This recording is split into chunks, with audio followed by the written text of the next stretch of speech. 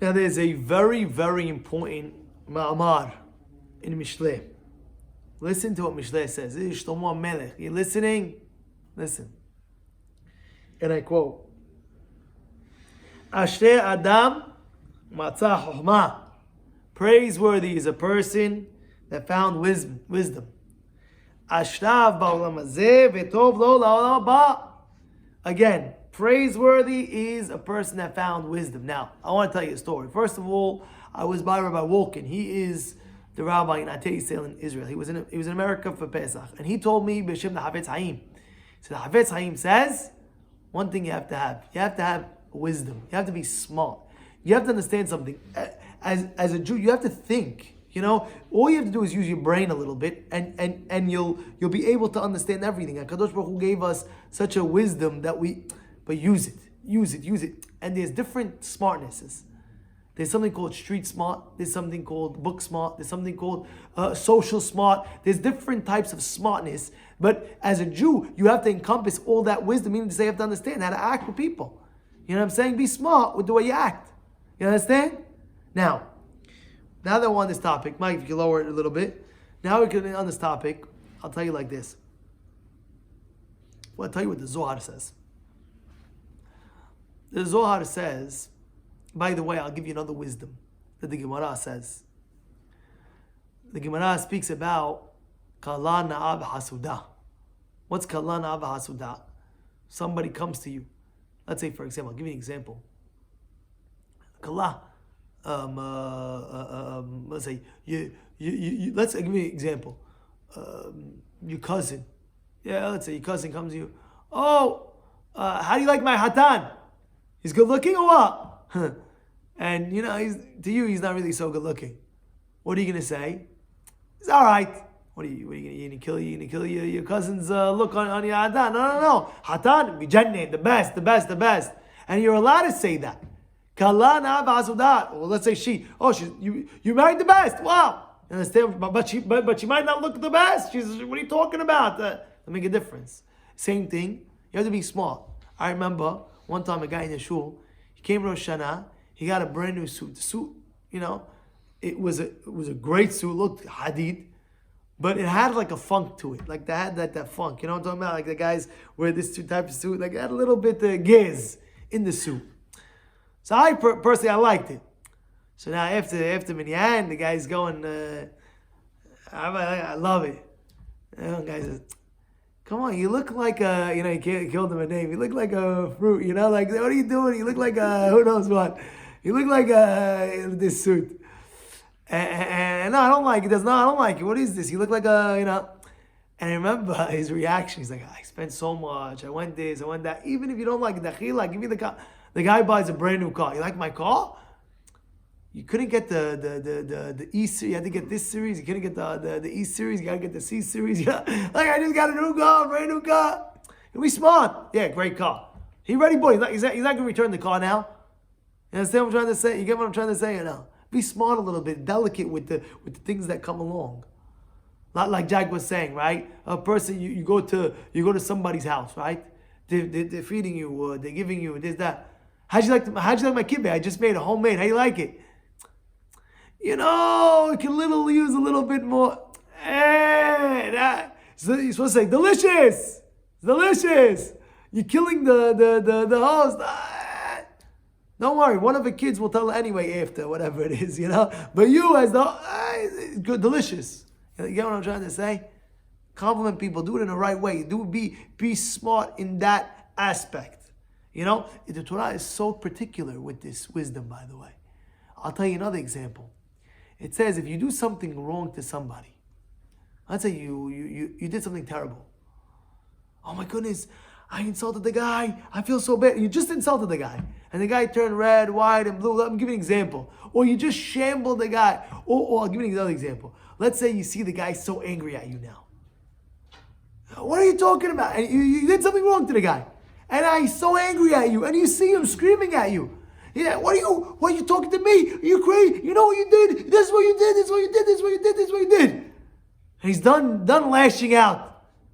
And you go to him, please, forgive me, I'm sorry. Forgive you, he's going to go even louder. What does it say? It says, wait until he's calm. You don't wait. You don't go to a person to ask him forgiveness after you see him screaming at you with his full gutso and oh, I'm so sorry. I didn't know. I'm so sorry. Well, you didn't know. He's going to scream at you double. Wait until he's quiet. Wait. Wait. Get him the right time. Okay. Now he's calm. Now he's at the wedding and he's in front of all the boys and he sees docking. He's joking around. By the way, Joe, you mochel me? You forgive me? Oh, use your wisdom. Ashrei Adam Matzah Chochmah. The Torah is full of wisdom. Ashrei Adam Matzah Chochmah. You have to use that knowledge automatically and understand people the way they are. You have to understand it. Use it. Don't be use it. But one thing I want to speak about now, that's one part. And I want to speak about Zohar. The Zohar says something phenomenal. The Zohar says, if a person's Yoresh Mesechet Chada, you Yoresh in Olam. Explain that. If you know one Mesechet good, if you know one Mesechet from cover to cover good, you want one Mesechet, the Zohar says, Hashem will give you an Olam. A world. In Olam Haba, you get a world. Now, I don't know what that means. I wasn't there. I don't know. But if the Zohar says it, it's something amazing. If you Yoresh, if you know one Mesechet good, if you know it well, even one Mesechet, you should just know Hashem is going to give you a world. In Olam Haba, He's giving you a world. A world. You understand that? You corroborate that, or whatever that means. But you Yoresh, a world. Now, let me elaborate on this. I saw in a Sefer about 300 years ago. The Sefer was 300 years ago. It wrote over there, back 300 years, there was something called Olam Haba Mesechet. So what's Olam Haba Mesechet? That the people, they would know the Gemarot. They would know the Shas, let's say. They'll know all the Gemarot. But a person will go ahead and master at least one Mesechet good. So this is Olam Haba Mesechet. What is this? My Olam Haba Mesechet. This is my Olam Haba Mesechet. Wow. You know the whole Shas, know every Gemara. But this one, I'm a master at. Tell me which page, tell me where, tell me this, tell me that. And by the way, it's not so hard to do. You can do it. Don't think you can't do it. It's in your reach.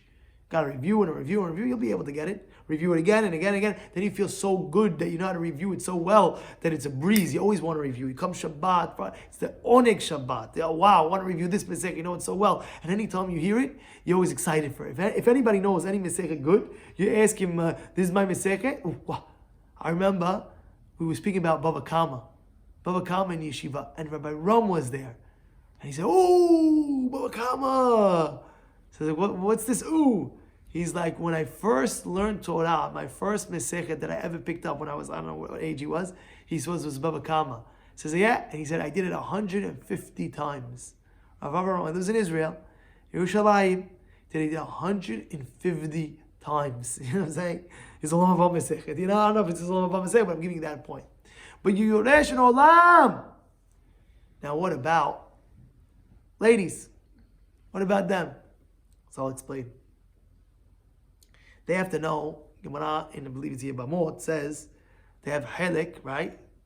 Tell you a story. Hamelch with their husband. They could support Hamelch with their husband. Now let me explain. There was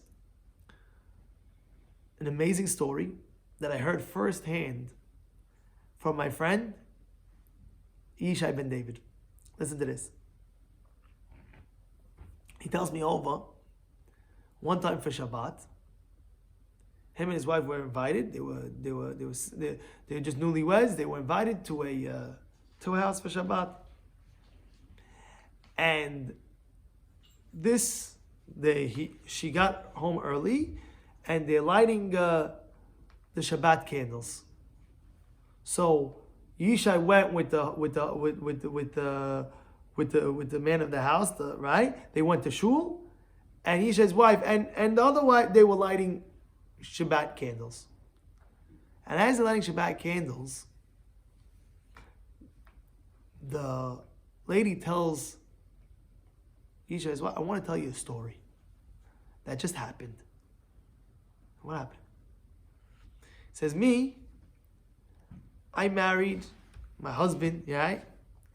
And my sister came over about 2 years ago. And I saw that my sister was wearing a diamond Cartier watch. And I was thinking to myself, is my husband ever going to buy me such a watch? That's what I was thinking. And then 2 years later, I understood. What happened? Every Friday, before Shabbat, what happens? I told him, he asked me if I could have 2 hours before Shabbat, every Friday, before Shabbat, to dedicate, to learn. And I would tell him, 2 hours before Shabbat, go. Every Friday afternoon, he would go inside his office and he would learn 2 hours every Friday for about 2 years, maybe a little bit more. About 2 years later, I'm lighting my Shabbat candles and I see an envelope. I open up the envelope and I start reading. And my kids see that I have tears in my eyes. Mommy, what's going on? And she's reading and she's tearing, and she's reading and she's tearing. It was a note from her husband. What did it say? It said, to my dear wife, I'd like you to know, for the last 2 years, when you were giving me those 2 hours of the learning, I dedicated it in your honor every single week. And today was the day that I finished Gemara Mesechet Pesachim for Pesach. And I will give you a gift. This is my gift to you. This is my Mesechet. This is yours. It's not mine, it's yours. You dedicated the time for me, and I'm giving it back to you. That was the gift. You hear what's going on?